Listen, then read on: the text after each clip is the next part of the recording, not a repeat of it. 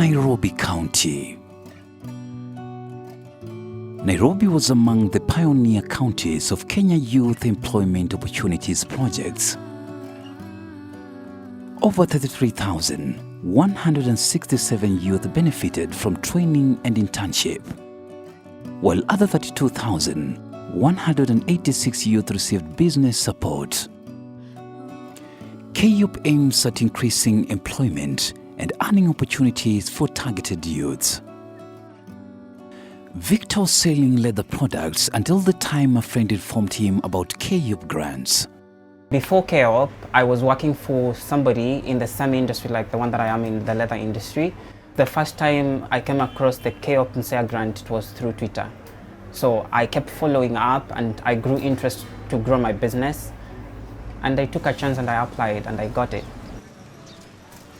Before I joined KYEOP, nilikuwa nafanya kuoshea watu nguo and kuuza nguo. Nilikuwa naok ama nauza online. Sasa zingine natembea tu nauza kwa mabeshte, sasa zingine naeka online, mtu akipenda nampelekea, na pia kufulia watu manguo fuicha haikuwa sana but ilikuwa part of it. So a friend of mine akakuja akaniambia kuna hii program ya KYEOP na unaweza benefit a lot na yenyewe, so nika apply, nikapata, nikakuwa sasa ni kwa mongo wenyewe walichukuliwa for training and internship.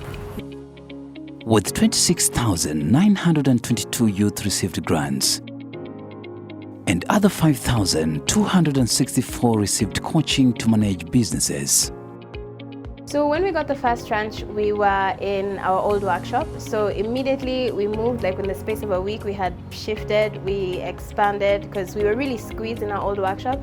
So we paid for the deposit to move, we bought the few things that you need to settle into a new space, and then the rest of the first tranche went into labor because it was right after COVID. So it was during actually COVID, so things are really rocky for us.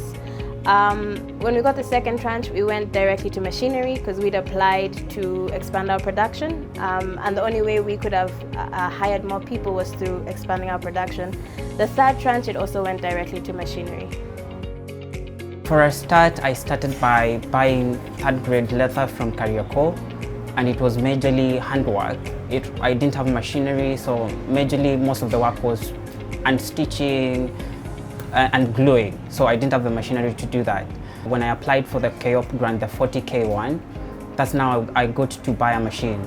And then now I rolled now into stitching, and I've grown from there now to BPC awarding, where I got now the 900K, and I was now able to buy an extra machine, so now I have two. During this training, the beneficiaries are given stipends that enables them to satisfy their needs and ease attendance of training with no constraints. Venye niliingia KYEOP nilikuwa na mtoi mdogo. So siku za kwanza ilikuwa hard kwangu juu ya kwenda training ya mtoi, but now with the stipend yenye nilikuwa napata from KYEOP, nilikuwa natafuta mtu ananikalia na mtoi. Saa zingine ile time ayuko naenda na yeye, but mwenye anatutrain alikuwa anatulipia mtu anakaa na mtoto. So mimi naweza ambia ma youth, naweza wa encourage wa apply sana, na wakipita wasikuje pale juu ya stipend, na wasikuje pale juu ya ati wanaangalia pale mbele watapewa grant. Wapate hizo skills, then wakipata grants waweze kufungua biashara zao penye itaweza kuwasaidia na kusaidia familia zao. We have seen how KYEOP has transformed the livelihood of the youths. Their morale is highly uplifted and they can testify a brighter future ahead.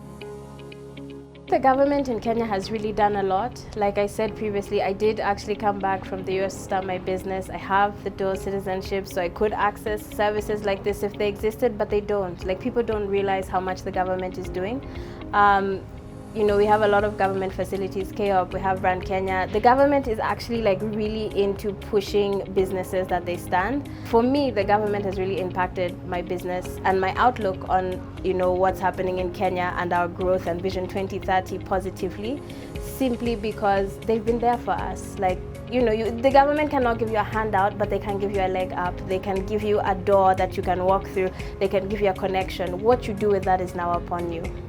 Through KYEOP, singekuwa na hii biashara. Nimekuwa tu I think for like 5 years nimekuwa tu nikiuza, but sasa venye nilipata na kulingana na zile skills nilipata pale plus by grant yenye nilipata, niliweza kufungua hii shop na imekuwa breakthrough kwangu. Juu sahi naweza andika mse, naweza fungua tena shop ingine kama venye nimekuambia nataka kufungua shop ingine through grant yenye nilipata through there. KYEOP encourages youth from vulnerable and marginalized communities and single youth mothers to apply. Through KYEOP imekuwa of help kwa watu wengi sana, especially wenye nilirefer after mimi juu niliona ni kitu inakuja inasaidia ma youths wengi sana sana, especially wenye wako tu unapata mtu hana job na anything yenye ina nini, so ukiapply hiyo nini then upate inakuwa ya much of help sana sana sana sana kwa youths, na naweza taka tu iendelee isi stop. So my message for the youth, I think after having worked with so many youth and being a youth myself, we really just need to be able to look at ourselves critically.